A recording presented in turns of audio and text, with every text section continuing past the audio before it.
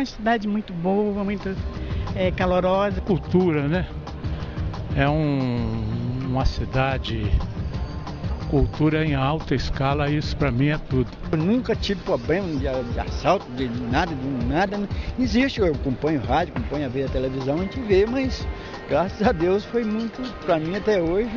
Juiz de Fora é o máximo, porque todas as conquistas da minha vida eu consegui aqui mesmo. É tudo de bom a cidade. Na próxima quinta-feira, dia 31 de maio, a cidade de Juiz de Fora comemora 162 anos. E para homenagear a nossa cidade e conhecer um pouco de nossa história, o Culto Circuito de hoje conversa com a professora e historiadora Mônica Ribeiro. Mônica, seja muito bem-vinda ao Culto Circuito. Obrigada. Mônica, o que nós devemos comemorar nestes 162 anos de história? Bem, devemos comemorar a fundação de um dinâmico núcleo urbano, que foi desde a sua origem e ainda continua sendo. Só que é importante que a gente pense e reflita que esses 162 foram formulados em cima da fundação da vila da cidade, que foi em 1850. Mas há documentos históricos que estão hoje até no Arquivo Público Mineiro, como o mapa de população do povoado de Santo Antônio, do Paraibuna na época, que em 1831 a cidade já possuía 1.419 habitantes. Então, se nós partíssemos dessa data, Juiz de Fora teria uma idade mais avançada. Teria mais de 180 anos. Por aí. E, Mônica, como é essa relação entre o Caminho Novo e o surgimento de Juiz de Fora? Na verdade, o Caminho Novo, ele levou ao surgimento de vários núcleos urbanos nas suas margens, porque ele foi fundado com o objetivo de encurtar a viagem entre o Rio de Janeiro e as Minas. E mais tarde começou a haver um processo de doação de sesmarias no entorno. E foi uma estrada muito circulada por tropas que vinham do Rio, saíam de Minas, levavam os produtos do interior para o Rio de Janeiro e levavam os produtos que não haviam, os que eram importados, como, por exemplo, o sal, ou vinho, ou bacalhau, entravam também para o interior de Minas. Então, aos poucos, foram surgindo pequenas pousadas, pequenas paradas de animais e, justamente, Juiz de Fora nasce de uma pousada, de uma parada, de uma sesmaria doada nesta região aqui, às margens do Caminho Novo. Juiz de Fora era um local, então, de passagem? Era um local de passagem, como ainda é. Ela se beneficia dessa função, dessa localização geográfica, até para hoje conseguir indústrias, como na beira ali, na vizinhança da BR-040, e ela sempre se beneficiou dessa posição estratégica dela. O nome inicial de Juiz de Fora era Santo Antônio do Paraibuna, e só em 1865 foi transformado o nome, modificado para Juiz de Fora. Qual é a origem do nome? Bem, a sesmaria que foi doada às margens do Caminho Novo, ela foi doada para um magistrado, que era um Juiz de Fora, que era um magistrado português. Então, aquela região foi sempre conhecida, esta região aqui, como a fazenda do Juiz de Fora, a sesmaria do Juiz de Fora. Então, certamente surgiu daí esse nome, que é um nome um pouco atípico para nós hoje. Só que ela foi nomeada inicialmente como Santo Antônio do Juiz de Fora, Santo Antônio Santo, padroeiro, a primeira capela em homenagem a Santo Antônio do Juiz de Fora, da comarca do Paraibuna. E depois houve uma confusão na documentação, ficou sendo Santo Antônio do Paraibuna, até que a Câmara resolve, em 1865, fazer uma homenagem a esse Juiz de Fora, esse magistrado importante que aqui esteve, e acaba por optar por nomeá-la como cidade de Juiz de Fora. Então esse Juiz de Fora foi o fundador da cidade? Não o fundador, ele foi um proprietário que se apossou dessa sesmaria inicialmente. Quem foi o fundador da cidade? Bem, essa é uma questão muito controversa dentro da cidade, Ela sempre foi colocada como uma cidade fundada pelo engenheiro Henrique Alfeld, mas se nós pensarmos que nós temos documentos que datam o ano de 1831, o Alfeld nem estava na cidade nesse momento, ele só vem para a cidade na década de 40. Então, na verdade, eu considero que essa discussão entre o Alfred ou até o Antônio Dias Tostes, que foi um potentado local, que também tinha propriedades, que dividiu essas terras, subdividiu, criou a primeira capela, que foi um propulsor realmente da fundação da cidade, eu acho que a gente tem que parar de ficar nomeando heróis, nomes principais, e entender a fundação da cidade como um esforço de gerações. E nesse esforço de gerações entram tanto engenheiros, tanto potentados rurais, como entram também pardos, escravos, homens livres pobres, que ajudaram a construir a nossa municipalidade. E, Mônica, Juiz de Fora, houve naquela época, no século XIX, algum planejamento urbanístico? As pessoas pensaram em planejar a cidade? Aos poucos, ela surgiu na margem esquerda do Paraibuna, depois ela foi crescendo mais à margem direita, com a própria estação da Companhia União Indústria. E o traçado também, que foi feito pelo Alfeld, que vai gerar a Rua Direita e hoje a Avenida Rio Branco, foi feita em 1846. Então, ela foi pensada aos poucos. A gente tem que lembrar que as cidades portuguesas elas se desenvolviam, se organizavam meio à revelia. A ocupação se fazia de uma forma extremamente desorganizada, e depois os problemas urbanos apareciam e os governantes, os administradores locais tentavam organizar esse espaço. Então foram feitos vários projetos de urbanização, como até hoje estamos fazendo, para ocupar de uma forma mais, de uma forma melhor todo esse espaço. A Avenida Rio Branco, ela sempre teve aquela largura?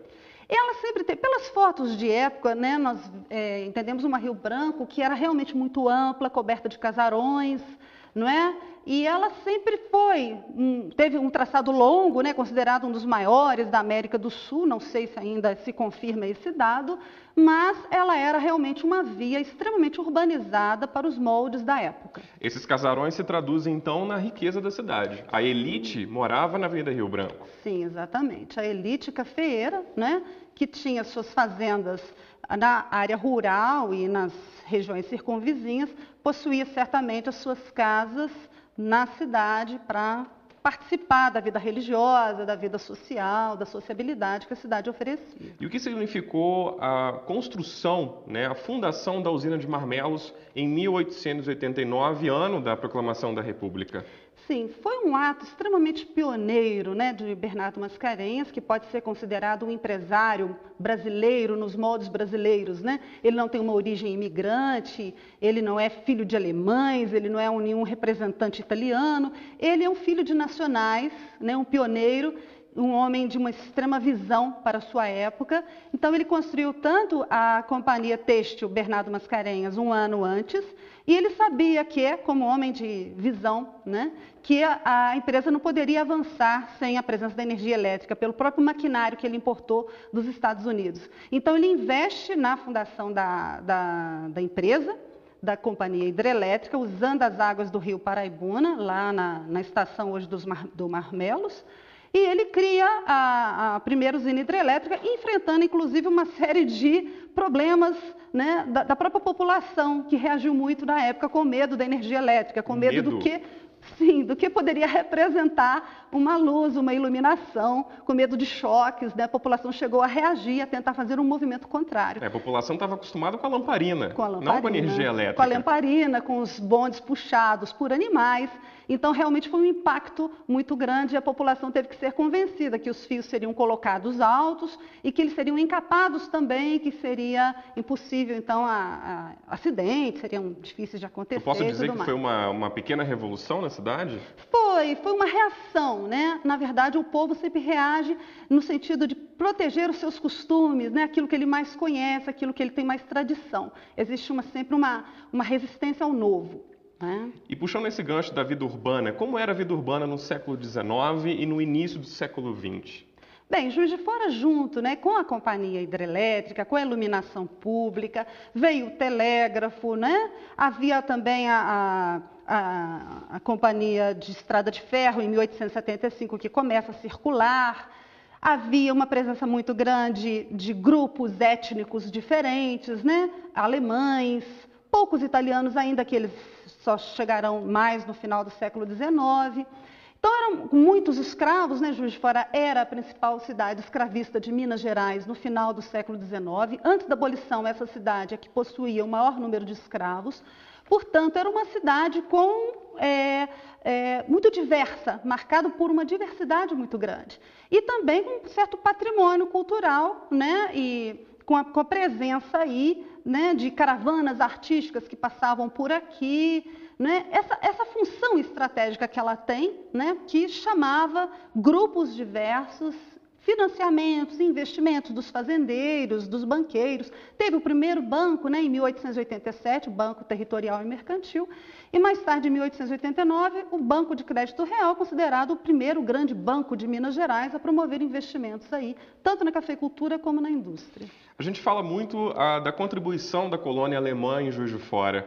Mas como os escravos contribuíram para a formação, para a constituição da cidade? A gente costuma sempre pegar pelo lado, né, do que representa uma certa cultura superior. Então, a gente sempre pensa no imigrante, naquele que vem de fora. Na verdade, como uma grande cidade escravista, certamente todo o nosso patrimônio arquitetônico hoje foi construído pelos escravos, né? Então, a gente pode dizer que são completamente responsáveis. Se era uma cidade com uma porcentagem tão grande de negros, certamente o segundo grupo seria de pardos. Se somássemos os negros aos pardos, certamente corresponderiam a uma grande parte da população ligado à África de alguma forma. Então, certamente as nossas cidades foram fundadas, né, promovidas aí com o braço, com o suor do trabalho escravo. Como era essa segregação racial na Rua Alfield, Mônica? Na primeira parte da Alfield, entre a Rio Branco e a Batista, era o local ali de trânsito, de passeio e paquera da elite branca e das classes médias, certamente não tão brancas, mas pardas, né? Mas lembrando que cor é um lugar social, quem tinha uma cor mais clara frequentava ali a Rio Branco e a Batista, e da Batista até Getúlio Vargas era um local de concentração dos negros, que não possuíam muito espaço na primeira parte da Rua Alfield, então eles ficavam transitando ali, realizando a sua vida social, a sua paquera e tudo mais. E como os negros se vestiam naquela época, nesse trecho da Rua Alfield? Na verdade, até para serem aceitos, né, num mundo, né, consagrado pelos símbolos estéticos, né, eles tinham que naturalmente, para o uso das festas, para entrar nas festas, usar o terno, o chapéu, né, que eram símbolos ali da vida social, né, do que eles poderiam fazer, né, enquanto pobres no mundo segregado, né. O Culto Circuito vai para um rápido intervalo, a gente volta já já. Cidade hospitaleira que sempre está de braços abertos para receber as mais variadas culturas e nações.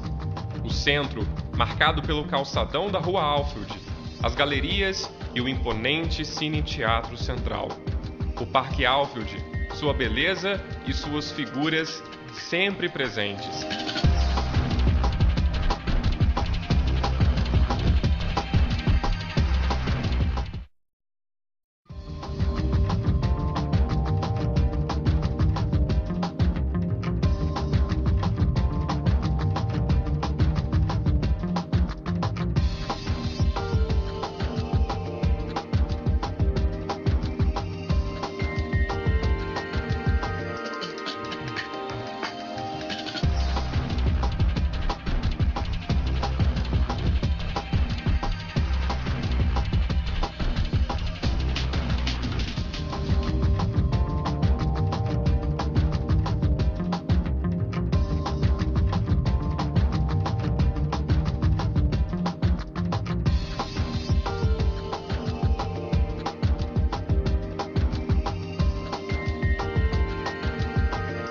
O Culto Circuito está de volta, comemorando o aniversário de 162 anos de Juiz de Fora, que acontece na próxima quinta-feira, dia 31.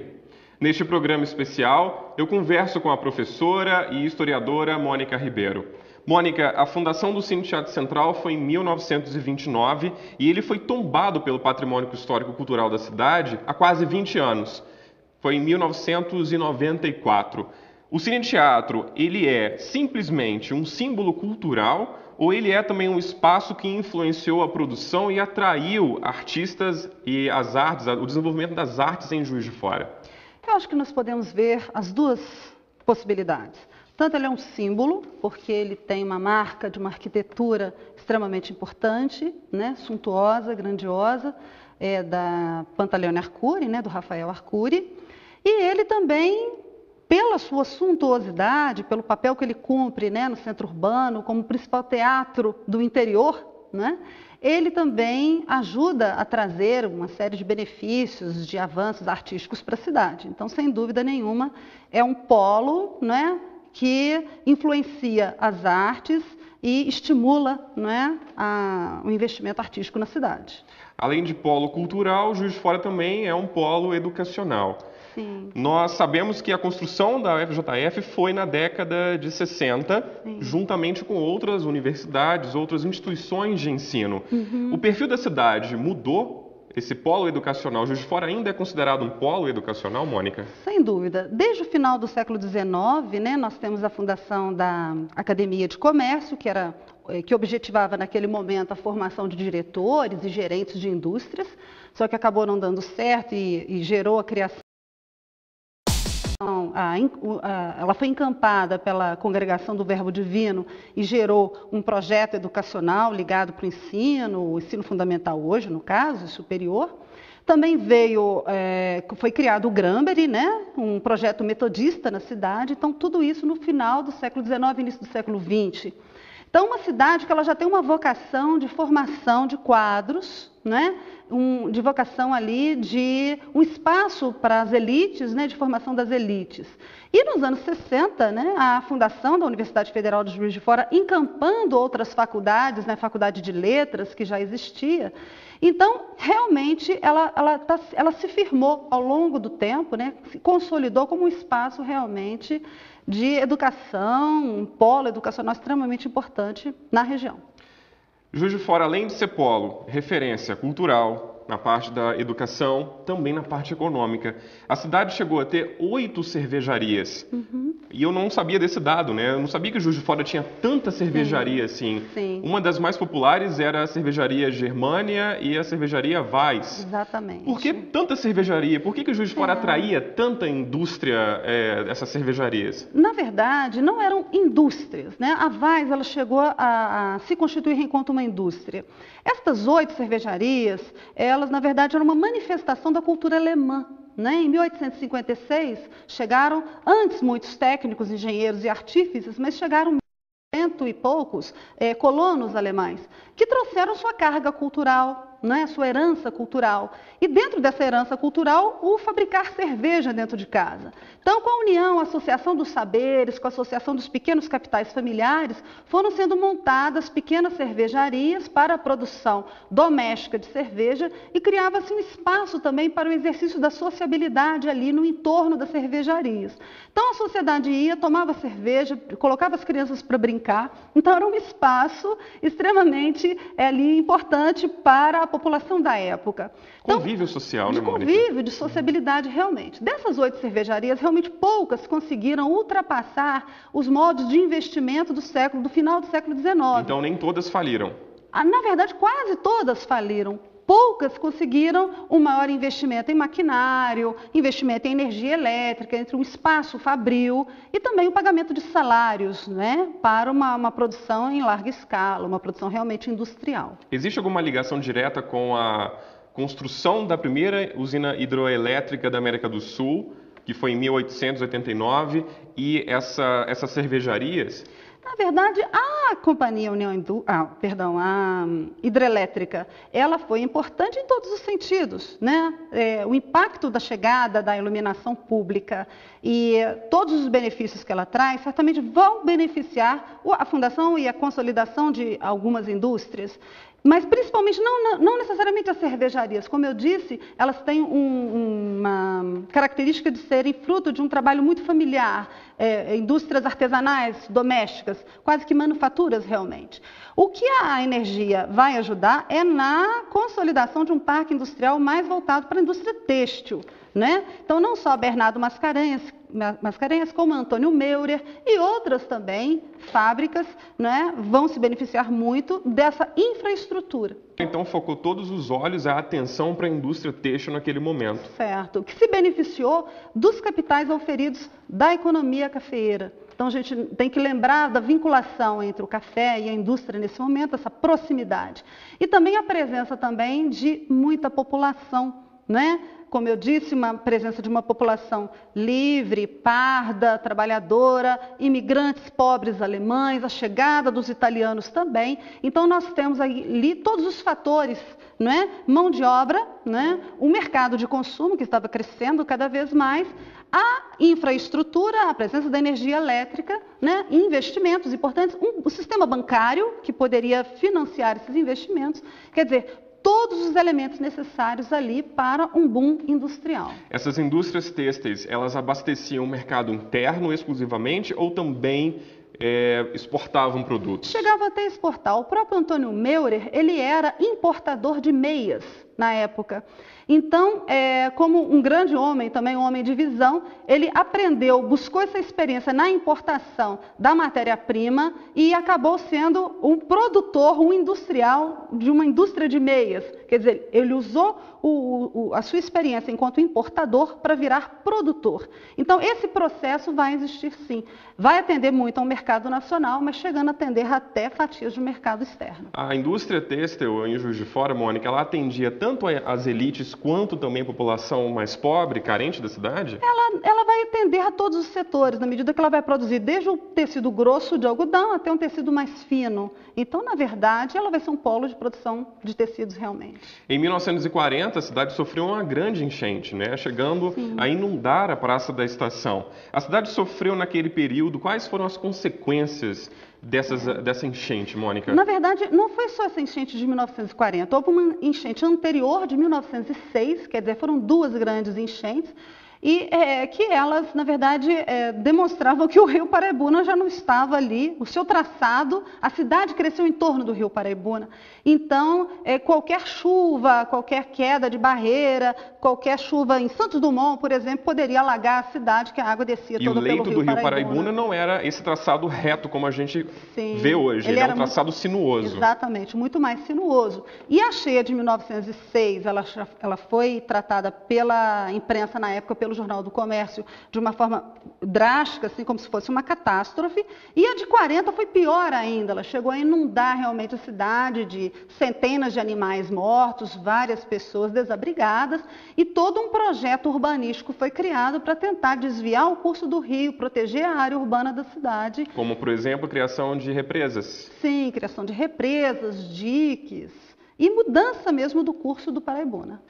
Juiz de Fora, durante muito tempo, Mônica, foi apelidada de Manchester Mineira. Por que recebeu esse apelido? Recebeu em função realmente de ser um polo industrial, de ter sido esse polo industrial até os anos 40, né? Que depois ocorre um processo de falência generalizada e a cidade perde um pouquinho. Mas ela manteve essa tradição da maior cidade industrial. E como ocorreu esse processo de decadência econômica da cidade? Na verdade, isso ainda é foco de muitos estudos, né? Muitas monografias, dissertações de mestrado tentam explicar. Mas parte muito de um contexto, né, da própria industrialização brasileira, que parte para uma indústria mais de base, né? A indústria têxtil passa a ser uma indústria de menos importância, e Juiz de Fora perde também em termos de infraestrutura, então ela perde a capacidade de concorrer os seus produtos com os polos mais avançados de Rio e São Paulo.